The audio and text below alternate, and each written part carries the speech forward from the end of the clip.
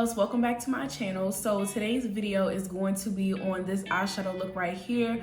Obviously it is fall inspired, so I'm really excited for today's video, and not only because this is a fall inspired look, but I will be featuring a lash company here on my channel and in today's video. So these are what the lashes look like. And I got 3 pairs, but obviously I'm wearing 1 pair. I believe the pair that I am wearing in the description box was the name. Unfortunately, the names don't come on the box. You can just go to their website and you can see which lashes are which and everything like that. So I will have her website listed down below along with my coupon code. It is Amari15.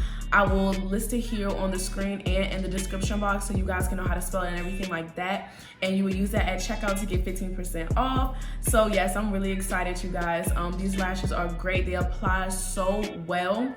The lash bed is not too thick, so it's not difficult to apply. It's perfect for people who are beginning out with lashes and they're not comfortable with like individuals or anything like that.